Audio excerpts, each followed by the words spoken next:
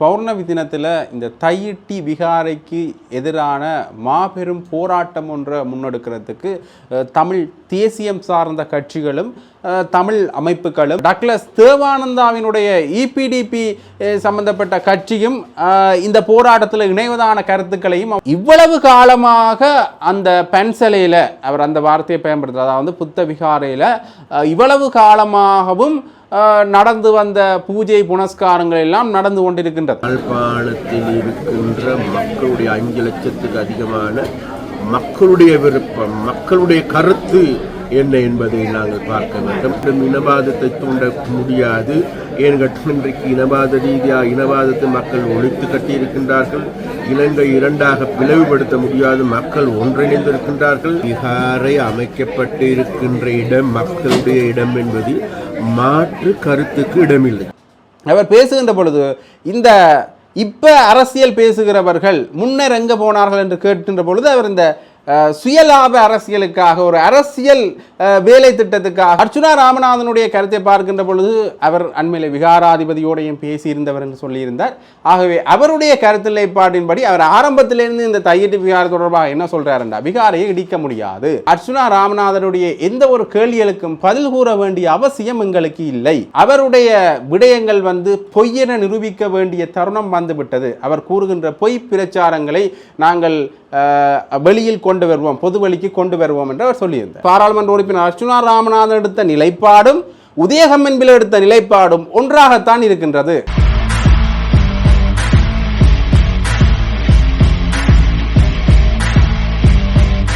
ஜெஃப்னாபடியன் சொந்தங்களுக்கு வணக்கம்.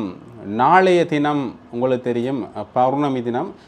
இந்த பௌர்ணமி தினத்தில் இந்த தையிட்டி விகாரைக்கு எதிரான மாபெரும் போராட்டம் ஒன்றை முன்னெடுக்கிறதுக்கு தமிழ் தேசியம் சார்ந்த கட்சிகளும் தமிழ் அமைப்புகளும்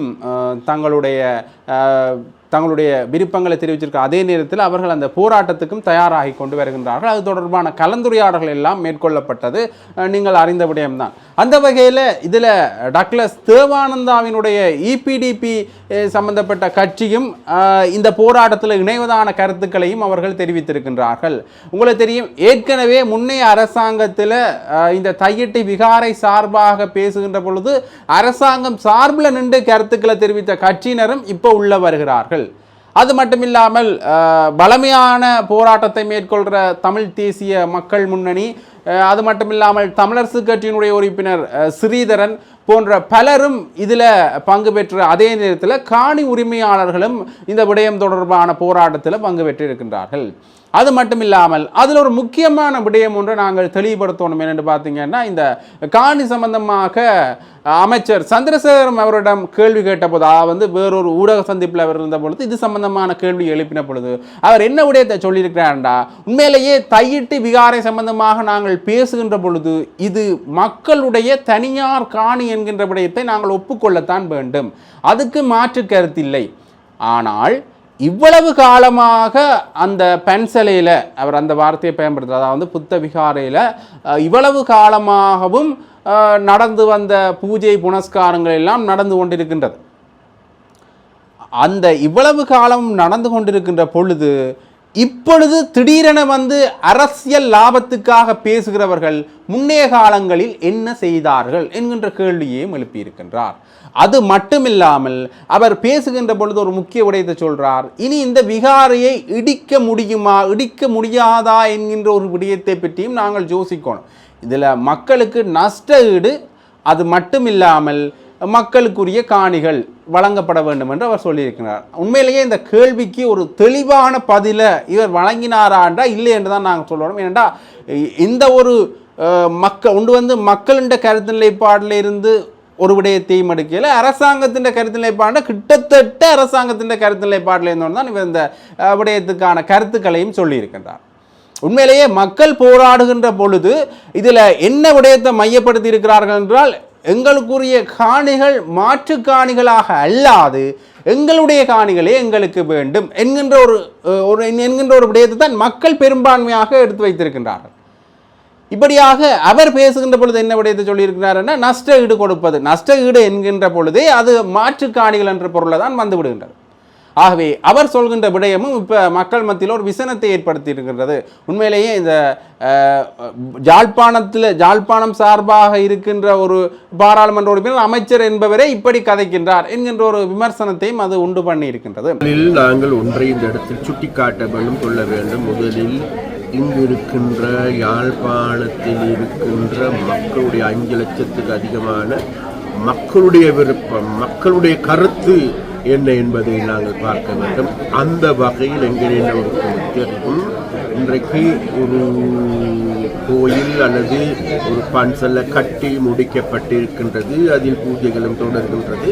அவ்வாறு தொடர்கின்ற பொழுது அன்றைக்கு பேசாதவர்கள், அது மாத்திரமல்ல அன்றைக்கு இது சம்பந்தமாக நடவடிக்கை எடுக்காதவர்கள் இன்றைக்கு இது சம்பந்தமான ஒரு பூதகரமான பிரச்சனையாக மேலே எழுவதற்கு தூக்கி பிடிப்பதற்கான நடவடிக்கை எடுப்பதற்கான கூடியதாக இருக்கிறது.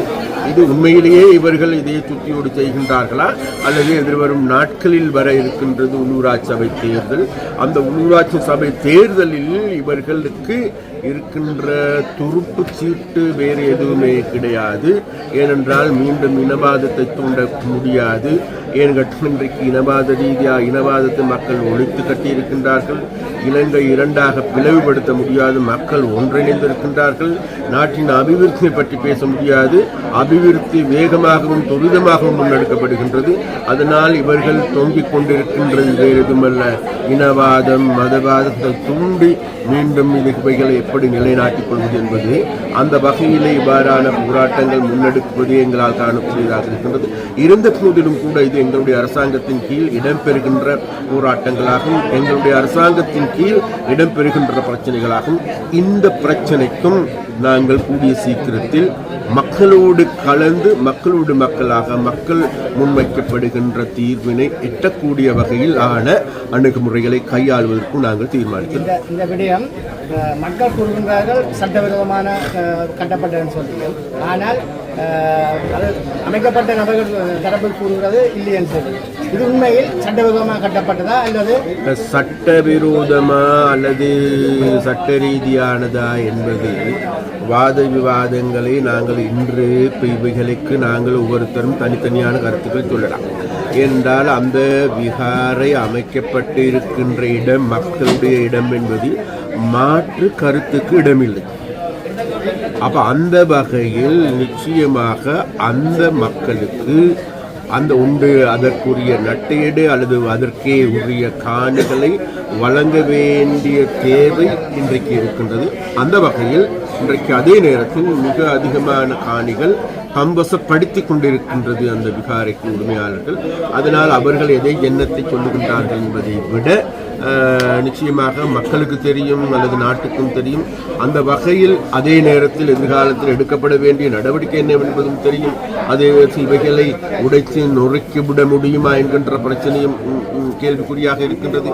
அப்ப இவர்களை உடைத்து நொறுக்குவதன் மூலமாக எங்களுக்கு பிரச்சனைக்கு தீர்வு வருமா என்பதையும் நாங்கள் பார்க்க வேண்டியிருக்கின்றது.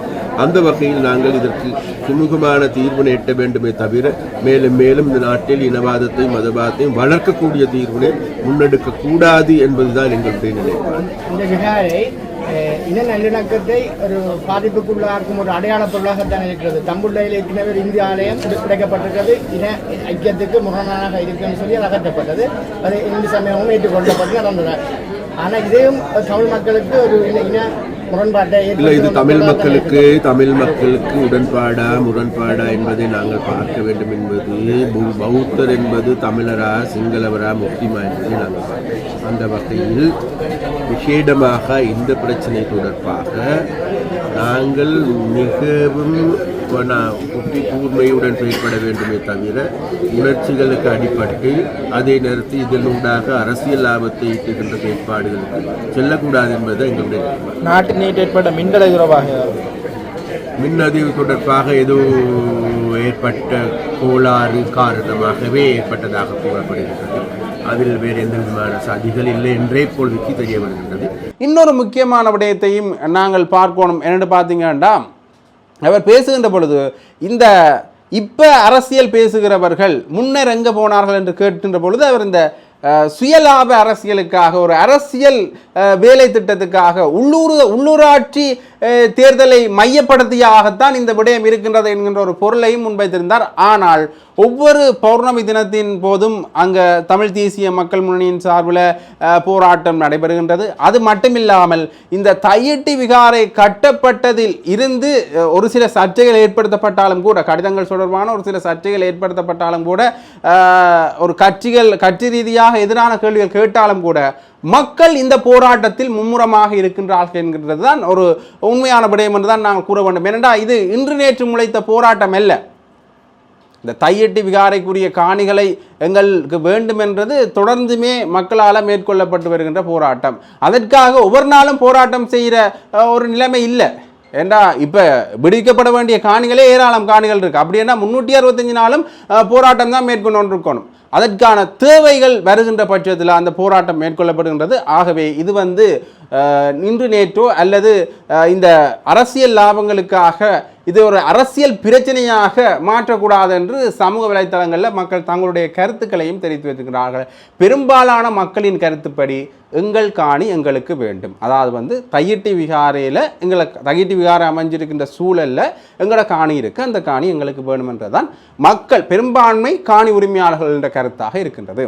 அந்த வகையில் இன்னொரு விடயத்தையும் நாங்கள் பார்க்கணும். அர்ச்சுனா ராமநாதனுடைய கருத்து. அர்ச்சுனா ராமநாதனுடைய கருத்தை பார்க்கின்ற பொழுது அவர் அண்மையில் விகாராதிபதியோடையும் பேசியிருந்தவர் என்று சொல்லியிருந்தார். ஆகவே அவருடைய கருத்து நிலைப்பாட்டின்படி அவர் ஆரம்பத்திலிருந்து இந்த தையிட்டி விகாரை தொடர்பாக என்ன சொல்கிறாருண்டா, விகாரையை இடிக்க முடியாது. அவரும் இந்த மாற்றுக்காணி தொடர்பான விடயத்தை தான் பேசியிருக்கின்றார்.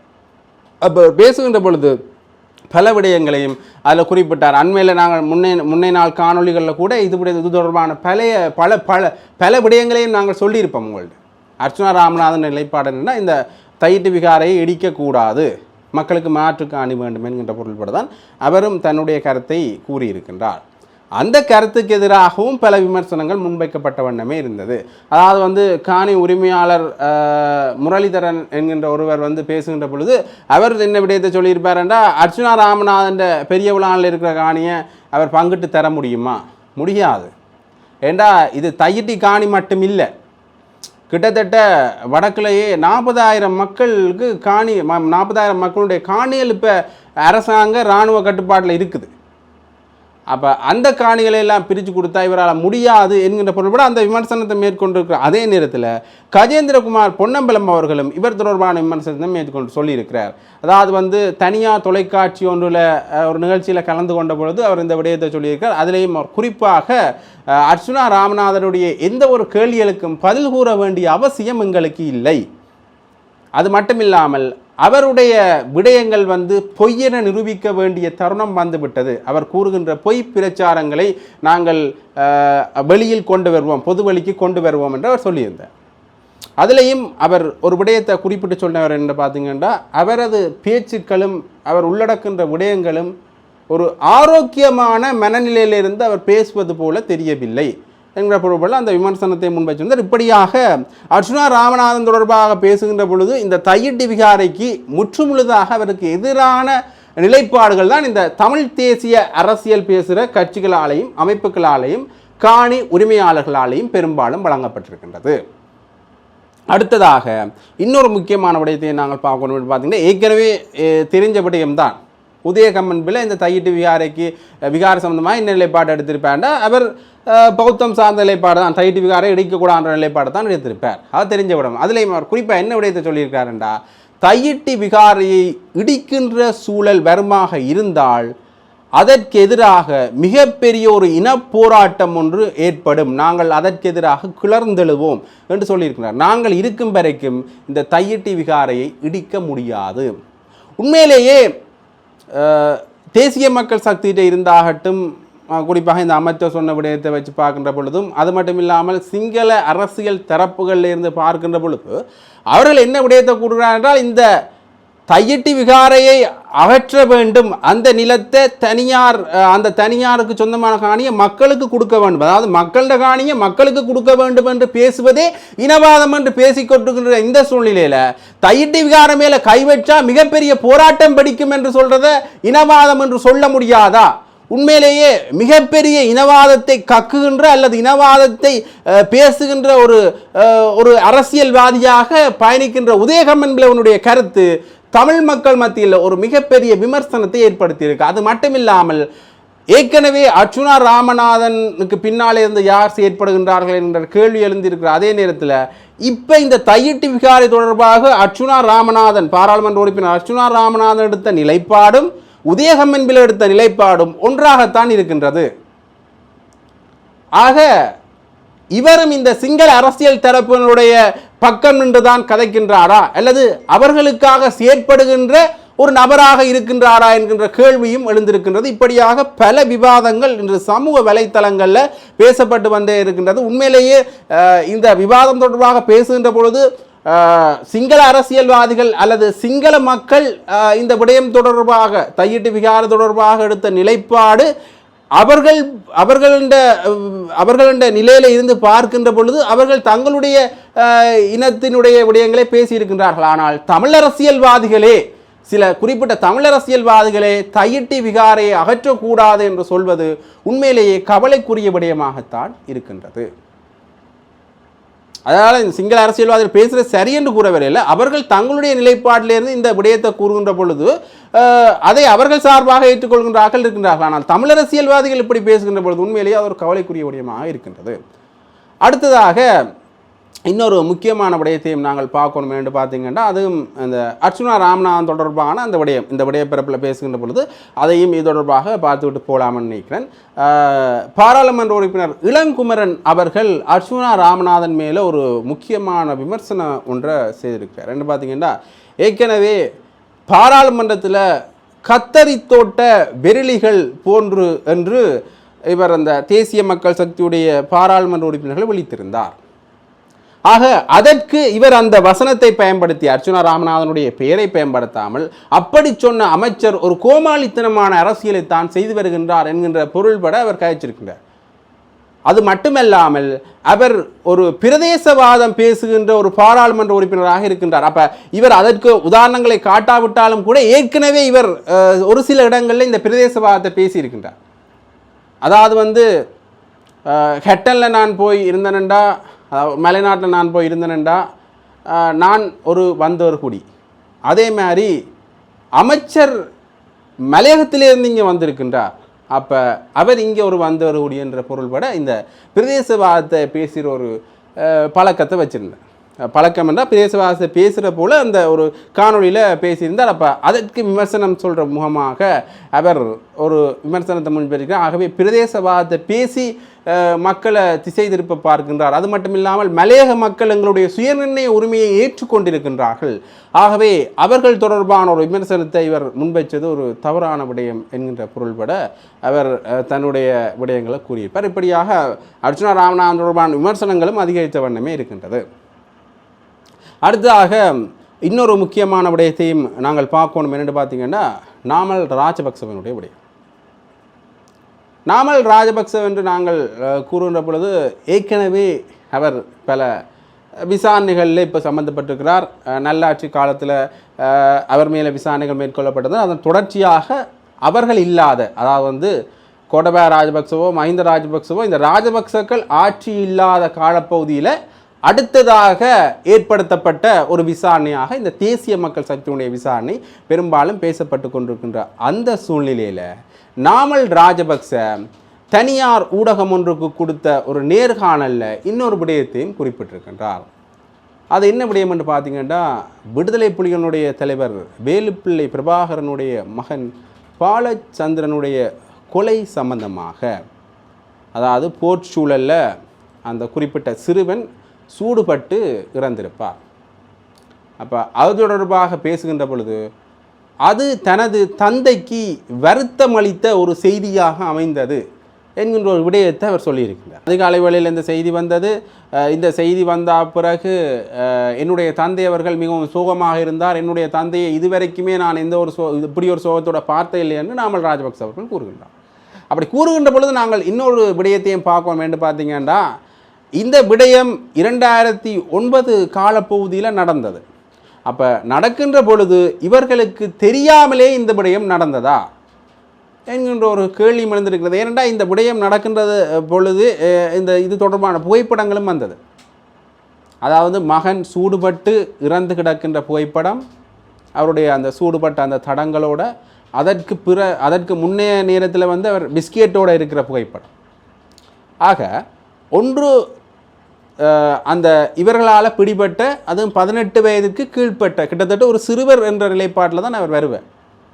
அப்போ எந்த ஒரு போர் சூழலையும் சம்மந்தப்படாத ஒரு சிறுவரை கிட்டத்தட்ட அவர்கிட்ட பிடிபட்டு, ஏதாவது வலுக்கட்டாயமாகவோ ஏதோ ஒரு வகையில் அவர்கள்ட்ட பிடிபட்ட ஒரு சிறுவனை அவர்கள் உடனடியாக செய்திருக்க வேண்டிய வேலை என்னென்னு பார்த்தீங்கன்னா, உடனடியாக இந்த சரணடைந்தவர்களோட பட்டியல்களையோ அல்லது ஏதோ ஒரு பட்டியலில் அவர்கள் விட்டு சிறுவர்களுக்குரிய மாற்று விடயங்களோ அல்லது அது தொடர்பான ஏதாவது ஒரு விடயங்களை அவர்கள் செஞ்சுருக்கணும். அதற்குரிய மரியாதையை அவர்கள் கொடுத்திருக்க வேண்டும். சிறுவன் என்கின்ற ஒரு மரியாதையை கொடுத்திருக்கணும். ஆனால் இந்த விடயம், அவரை கொலை செய்த விடயம் சம்பந்தமாக பல விடயங்கள் உண்மையிலேயே இது தொடர்பாக ஐக்கிய நாடுகள் சபையிலாக இருக்கட்டும், மனித உரிமைகள் பேரவையாக இருக்கட்டும், சர்வதேச அமைப்புகள் கூட தங்களுடைய கண்டனங்களை தெரிவித்தது. இப்போ கூட தமிழ் மக்கள் முள்ளிவாய்க்கால் நினைவேந்தல்களின் போது நினைவேந்துகின்ற தங்களுடைய உறவுகளோடு சேர்த்து தலைவர் பிரபாகரனுடைய மகனையும் நினைவேந்துகின்ற பல விடயங்களை நாங்கள் பார்க்கக்கூடிய மாதிரி இருந்தது. இன்னுமே அவர்களுடைய மனதில் இது ஒரு ஆறாத்துயராக இருக்கின்றது. அது ஒரு பக்கம் அந்த விடயம் இருக்கின்ற அதே சூழ்நிலையில் இவ்வளவு காலம் முடிந்து ஏன் இந்த திடீர் கழிவிறக்கம் நாமல் ராஜபக்சவுக்கு என்கின்ற ஒரு கேள்வி எழுந்திருக்கின்றது. ஆக இந்த விடயம் தொடர்பாக நாங்கள் பார்க்கின்ற பொழுது ஒன்று, இந்த விடயம் நாமல் ராஜபக்ச சொல்கிற விடயம் தெரியாமல் நடந்திருந்தால், அவர்களுக்கு தெரியாமல் திடீரென ஒரு செய்தி வந்து நடந்திருந்தால் இந்த திட்டம் யாரால மேற்கொள்ளப்பட்டது என்கின்ற ஒரு கேள்வி எழுந்திருக்கின்றது. உண்மையிலேயே விடுதலை புலிகள் தலைவர் வேலுப்பிள்ளை பிரபாகரன் அவர்களுடைய மகன் என்று தெரியாமல் கொண்டிருந்தால் கூட சிறுவர்களை இப்படி கொள்வது தவறு என்கின்ற ஒரு முறையில் தான் நாங்கள் எடுத்திருக்கோம். அப்படி தெரியாமல் செய்திருந்தால் அப்போ பாதுகாப்பு செயலாளராக இருந்த கோட்டபாய ராஜபக்சவினுடைய தனிப்பட்ட ஆணையின் கீழ் தான் இந்த போர் நடந்ததா என்கின்ற கேள்வி எழுந்திருக்கின்றது. ஏண்டா மஹிந்த ராஜபக்ச தான் அப்போ ஜனாதிபதியாக இருந்தார். அப்போ ஜனாதிபதிக்கும் தெரியாமல் நடக்கின்றது என்றால் பாதுகாப்பு செயலாளருக்கு தான் தெரிஞ்சிருக்கும். அப்போ பாதுகாப்பு செயலாளர் தனிப்பட்ட ரீதியான ஒரு செயற்பாட்டுகள் இருந்தால் மகன் கொல்லப்பட்டாரா அல்லது ஒட்டுமொத்த போருமே அவருடைய தனிப்பட்ட ரீதியான செயற்பாட்டின் கீழ் தான் நடந்ததா என்கின்ற கேள்வி எழுந்திருக்கின்றது. அப்படி இல்லாவிட்டால் இது தெரிந்தே நடந்திருக்க வேண்டும். இப்போ ஏன் திடீர் கழிவிறக்கம் என்றால் இந்த உள்ளூராட்சி தேர்தல் உள்ளூராட்சி தேர்தல் அல்ல மாகாண சபை தேர்தலில் மீண்டும் வடக்கு கிழக்கில் தங்களுடைய காலை பதிக்க வேண்டும் அல்லது வடகிழக்கு மக்களுடைய ஆதரவை பெற வேண்டும் என்பதற்காகத்தான் இந்த தேர்தல் அல்லது அரசியல் நாடகங்களாக இது நிகழ்த்தப்படுகின்றதா என்கின்ற கேள்வி எழுந்திருக்கிற அதே நேரத்தில் பொதுமக்கள் மத்தியில் மிகப்பெரிய விமர்சனமும் இதுக்கு எழுந்திருக்கிறது. உண்மையிலேயே ஆதரவு கிடைக்கும் என்று இவர்கள் செய்திருந்தால் அது பொய்த்து போனதுன்னு தான் சொல்லணும். இப்பயுமே மக்கள் மத்தியில் இவர் சொன்ன பிறகு ஒரு மிகப்பெரிய ஒரு விமர்சன அலையை இது ஏற்படுத்தி இருக்கின்றது. அடுத்ததாக இன்னொரு முக்கியமான விடயத்தையும் நாங்கள் பார்க்கணும் என்று பார்த்தீங்கன்னா, இலங்கைக்குரிய இலங்கை சீன தூதரகத்துடைய பிரதி பணிப்பாளர் சு ஜன்பி அவர்கள் ஒரு முக்கியமான விடயத்தையும் தெரிவித்திருக்கிறார் என்று பார்த்தீங்கன்னா, இலங்கையினுடைய நல்லிணக்கம் தொடர்பாகவும் பேச வேண்டும் என்கின்ற பொருள்பட அவர் கழிச்சிருக்கிறார். அவருடைய இங்கே இலங்கைக்கான வருகையின் பொழுது இது தொடர்பான விடயங்களும் பேசப்படும் என்று எதிர்பார்க்கப்படுகின்றது. ஆகவே இன்னொரு விடயத்தை நாங்கள் இதில் கவனிக்கணும் என்று பார்த்தீங்கன்னா, ஏற்கனவே இந்த நல்லிணக்கம் தொடர்பாக போர் சூழலில் இருந்து பேசிக்கொண்டு வர்றது யாருன்னு பார்த்தீங்கன்னா இந்தியா. ஆக இந்த இந்தியாவின் உடைய ஆதிக்கம் இந்த விடயத்தில் எப்பயுமே அதிகமாகத்தான் வேரூன்றி போயிருக்கு வடக்கு கிழக்கில். ஆக இந்த வடக்கு கிழக்கில் அந்த வேரூன்றலை எடுத்துவிட்டு சீனா தங்களுடைய காலை பதிக்க வேண்டும் என்பதற்காகத்தான் இந்த நல்லிணக்கம் தொடர்பாக பேசுகின்றாரா என்கிற கேள்வி எழுந்திருக்கின்றது. ஆக நல்லிணக்கம் தொடர்பாக அவர்கள் பேசுகின்ற பொழுது இந்த போர்க்குற்ற விசாரணைகளும் விசாரிக்கப்பட வேண்டும். உண்மையான நல்லிணக்கம் என்றால் முதல் நடந்த பிரச்சனைகள் தொடர்பாக ஒரு சமாதானத்தை மக்கள் மத்தியிலே ஏற்படுத்தணும். சிங்களவர்களுக்கும் தமிழர்களுக்கும் இடையில் ஒரு சமாதானத்தை ஏற்படுத்தணும். அப்போ அந்த சமாதானத்தை ஏற்படுத்தணும் என்றால் முன்னர் இருக்கின்ற பகைமை களையப்பட வேண்டும். முன்னர் இருக்கின்ற பகைமை களையப்பட வேண்டும் என்ற பொருள்பட இந்த போர்க்குற்ற விசாரணைகள் நடத்தப்பட வேண்டும். அப்போ ஏற்கனவே இந்த ஜெனீவாவில் போர்க்குற்ற விசாரணைகளுக்கு இலங்கை அரசாங்கத்துக்கு ஆதரவான நிலைப்பாட்டை காட்டுனதில் மிக முக்கியமான பங்குதாரர் யாருன்னு பார்த்தீங்கன்னா சீனா. அப்போ நல்லிணக்கம் என்று இவர்கள் பேச வருகின்ற பொழுது இங்கே மீண்டும் யாருக்கு ஆதரவை கொடுக்க போகின்றார்கள் என்ற கேள்வி இருந்திருக்கின்ற அரசாங்கம் சார்பான ஆதரவு தான் இருக்க போகின்றது. ஆக இப்போ நல்லிணக்கம் தொடர்பான பேச்சு வடக்கு மக்களை கவர்வதற்காகவா அல்லது அரசாங்கத்துடைய ஆதரவை திரட்டுவதற்காகவா?